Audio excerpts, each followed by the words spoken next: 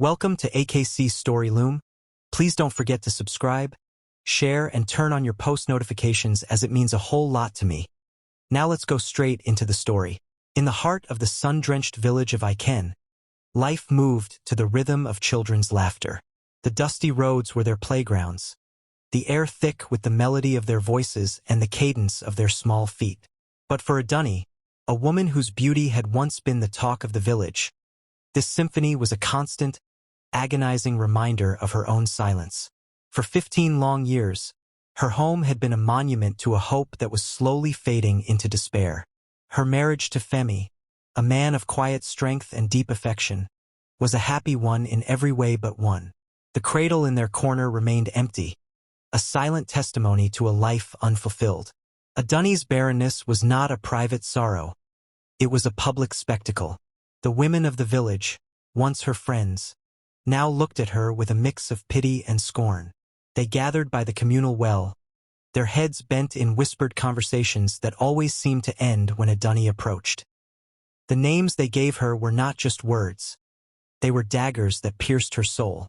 The withered vine, they called her, a plant that had refused to bear fruit. The barren field, a land that lay fallow and useless. The sealed pot, a vessel that could not hold life. Each name was a fresh wound, and she bore them all with a bowed head and a heavy heart. In her desperation, Adunni had sought every possible solution the village offered. She had sat for hours with the village elders, listening to their ancient wisdom and their promises of fertility. She drank bitter, foul-tasting herbal concoctions that were supposed to cleanse her womb. The taste of these remedies was a constant companion, but they offered no relief. After every new moon and every new hope, she was left with the same crushing emptiness. The village healers, with their elaborate rituals and incantations, offered no more than temporary distraction from her sorrow. Through it all, Femi remained her anchor. He saw the light in her eyes dim a little more each day, replaced by a deep sadness that no amount of love could fully erase. While others saw her as a failure, he saw only his Adunni, the woman he loved. His hand was always there to hold hers, his voice a steady reassurance in a world of judgment. But even his love, as vast as it was, could not shield her from the constant, piercing cruelty of their community, particularly from his own family. Their life in the sprawling family compound was a constant battleground. Femi's sisters, in particular, saw Adunni as a stain on their family name. The compound was a place of boisterous life, filled with the cries and laughter of their own children, a stark contrast to Adunni's quiet sorrow. The sisters' taunts were not subtle. They were sharp and deliberate, questioning her worth and her purpose. They whispered about a curse, about Adunni being a bad omen, a woman who had come to their family to halt their lineage. The breaking point came during a family gathering. Femi's eldest sister, her voice laced with malice, declared loudly for everyone to hear that Adunni's barrenness was a curse. The words hung in the air, a final, unbearable blow. The room, once filled with the warmth of shared food and laughter, fell silent. Adunni felt a fire of shame spread through her, a consuming heat that she could no longer bear. Femi's face, usually a picture of calm, was a mask of controlled fury. That night, with a heavy heart and a resolve born of love, the public humiliation at the family gathering was the final straw. Mama Ao's cruel words, spoken for all to hear, were a blow not just to Adunni, but to Femi's own sense of honor and his responsibility to his wife. He looked at Adunni, her head bowed in shame, and knew he could no longer stay silent. He took her hand, a public declaration of his solidarity, and led her out of the compound. The act was a defiance of tradition, a statement that his wife's peace was more important than the approval of his family. That night, Femi made the difficult decision to move them out. He explained to a shocked Adunni that they needed a fresh start, a space where she could heal away from the constant judgment. He found a small, single-room house on the outskirts of the village. It was a modest dwelling with a small patch of land for a garden, but it was their own. It was a sanctuary, a place where they could find peace and rebuild their shattered spirits. The first few months in their new home were a time of healing. The silence was no longer empty. It was peaceful. Adunni poured her sorrow into her garden, her hands finding solace in the soil. She watched as the seeds she planted grew into beautiful flowers, a silent, blooming testament to life and hope. The quiet routine of their new life became a balm for her soul. She and Femi were a team, a unit of two against the world, their love fortified by the shared hardship. As the years stretched on, the desperate hope for a child slowly gave way to a quiet resignation. They had found peace, and that seemed to be enough. They celebrated their anniversary with quiet dinners, and their lives were filled with the simple joys of a shared life. The pain of her barrenness never fully disappeared, but it was no longer a consuming force. It was a scar, a part of her story, but no longer the defining feature of her life. After 30 years of marriage, Adunni was a different woman. She had found a quiet strength, a wisdom born of sorrow. But on that fateful Sunday morning, a deep, unyielding ache stirred within her. It was a hunger for a child, a powerful longing that she could no longer ignore. It was as if her entire being was crying out for a purpose she had been denied. It was a desperation so profound that it shook her to her core. She left the house without a word. Femi was asleep, and she didn't want to disturb him.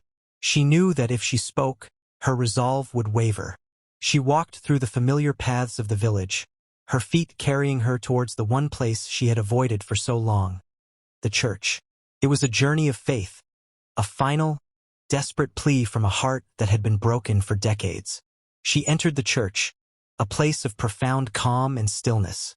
The morning light filtered through the stained glass windows, illuminating the dust motes dancing in the air. She knelt at the altar, her body trembling with the weight of her grief. She didn't pray with words. She prayed with the raw, guttural cries of a heart that had been broken for 30 years. The sanctuary, once a place of fear for her, became her wilderness, a place of profound struggle and profound hope. For 72 hours, she remained there, fasting, her body growing weak, her spirit resolute. She drank no water and ate no food, sustained only by the desperate fire of her faith. The world outside ceased to exist for her. There was only her and the Almighty, and her desperate, wordless plea. The cold marble floor was her bed, the silence of the church her companion. She was a woman pouring out her very soul, leaving nothing unsaid, nothing unwept. On the third night, exhaustion finally claimed her. She collapsed onto the cold marble floor and fell into a deep, dreamless sleep. But soon a dream came. A man, dressed in robes of brilliant white, stood before her. His presence was not just seen, but felt, a warmth that filled the sanctuary. He smiled with a kindness that felt like the warm embrace of the sun on her skin. He radiated a peace that was both powerful and gentle. In the dream, the man in white handed her a woven basket. Inside, nestled on a bed of fresh leaves, were 4 perfect, crimson apples.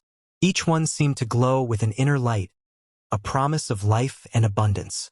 He told her to eat them, and as she took the first bite, a warmth spread through her, a gentle heat that filled the empty space in her womb. A sense of peace, deeper than any she had ever known, enveloped her. She felt whole, complete. Adunni woke with a gasp, the dream still vivid in her mind, the lingering warmth of physical sensation. A profound sense of peace had replaced the exhaustion and despair.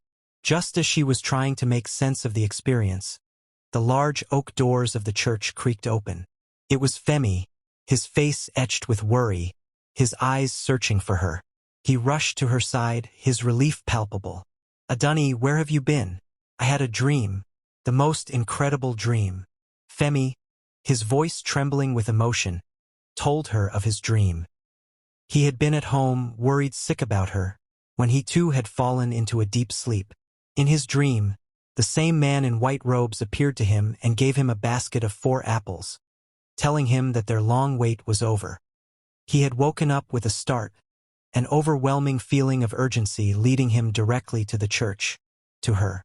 As they shared their dreams, a wave of understanding and disbelief washed over them. Their years of pain, their quiet solitude, their unwavering faith. It all culminated in this single, shared revelation. They looked at each other, their eyes filled with tears of hope and profound wonder. They embraced, a silent, powerful hug that spoke of 30 years of shared pain and a new, unspoken promise.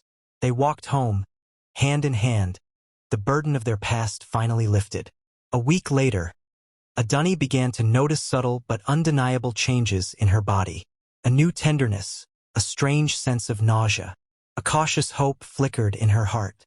She said nothing to Femi, wanting to be sure. She went to a clinic in a neighboring town, far from the prying eyes of Ikenne, and the doctor confirmed her unbelievable news. Adunni was pregnant. She returned home, clutching the results, a joyous secret waiting to be shared. That evening, she presented the news to Femi, and his reaction was a mixture of stunned silence and overwhelming joy. They cried and laughed together, their 30 years of pain culminating in this single, incredible moment. The silence of their home was now filled with the promise of life, a future they had long since given up on. 9 months later, the entire village of Ikenne was abuzz with news that would forever silence the whispers. Adunni, the woman they had called barren, gave birth not to one child, but to 4 healthy babies, 2 boys and 2 girls. A true miracle, the 4 apples from their shared dream brought to life. Their small home, once a place of quiet refuge, was now filled with the beautiful chaos of cooing, crying, and the abundant life they had prayed for so long. The miracle of the quadruplets was not just a blessing for them but a testament to the power of faith and the enduring strength of a love that refused to be broken. The news of the quadruplets spread through Ikenne like wildfire. The same women who had once mocked Adunni were now stunned into silence, their whispers replaced by gasps of disbelief. They came to the small house on the outskirts of the village, not with scorn, but with offerings of food and blankets. The miracle was so profound that it humbled even the most hardened hearts. Adunni, who had once been a pariah, was now a symbol of divine favor. She greeted them all with a serene grace, her eyes holding no trace of bitterness, only the deep, abiding peace that her faith had brought her. The babies were named after the promise they represented. The boys were called Femi Jr. and Olanei, and the girls were named Adunni Jr. and Olajumoke. The small home that had once been a sanctuary of quiet sorrow was now a whirlwind of joyful chaos. Cries of hunger, gurgles of contentment, and the sweet scent of baby powder filled every corner. Femi, who had been a patient and loving husband, was now a doting father, his face perpetually creased with a happy smile. The 4 apples from the dream were not just a blessing. They were a fulfillment of a promise that had been 30 years in the making. Femi's family, particularly his sisters, could not ignore the miracle. They came to the house with bowed heads, bringing gifts and apologies. They confessed their cruelty and begged for forgiveness. Adunni, guided by her faith, welcomed them without a single word of reproach. She understood that their malice had been born of ignorance and fear, and the miracle had transformed them all. The family compound, once a place of tension, slowly became a place of healing and reconciliation. The 2 families, now united by joy, were brought closer than ever before. Adunni's life was transformed in every way. The hands that had once worked the soil in her small garden were now busy with the delicate work of raising 4 children. She found a new strength, a tireless energy she never knew she possessed. She became a pillar of strength for other women in the village who struggled with barrenness, offering not just advice, but the most powerful thing of all, hope. Her story became a legend, a living testament to the fact that faith and patience can bring about the most unexpected of miracles. The children grew, each a vibrant reflection of their parents. They were told the story of their birth, of the 2 dreams and the 4 apples, and they grew up with a deep sense of gratitude and faith. They were raised in a home filled with love, laughter, and the quiet resilience that their parents had modeled for them. Their presence not only filled the house but also filled the hearts of everyone in the village, erasing the pain of the past and paving the way for a future filled with promise. Femi, who had stood by his wife's side through decades of pain and public shame, was now revered as a man of great faith and character. His unwavering love for Adunni, even when his own family turned against her, became a lesson for the entire village. He taught his children not just how to work hard, but how to love fiercely and how to stand up for what is right, even when it is difficult. His legacy was not just the children he had, but the profound love he had shown. The small house that Femi had built for Adunni had become a grand home, not because of its size, but because of the abundant love and life it contained. The rhythm of their lives, which had once been a slow and sorrowful march, was now a joyful, chaotic dance. The sounds of children's laughter, the same sounds that had once caused Adunni so much pain, now filled her with a happiness that was as deep and vast as the ocean. Many years later, Adunni and Femi, now old and gray, sat on the porch of their home, watching their children, now grown, and their grandchildren playing in the yard. Femi watched his children grow with a quiet pride. He had stood by his wife's side through decades of pain and public shame, and now he was rewarded with a life beyond his wildest dreams. He was a father, a husband, and a man of great character. His legacy was not just the children he had, but the profound love he had shown. The village of Ikenne had a new rhythm. It was a rhythm of hope, of forgiveness, and of the power of faith. The story of Adunni and Femi became a part of their folklore, a legend that was passed down from generation to generation. It was a story that taught them that a true miracle is not just a divine intervention, but also a testament to the human spirit's ability to endure and to love. Many years later, Adunni and Femi, now old and gray, sat on the porch of their home. They watched their children, now grown, and their grandchildren playing in the yard.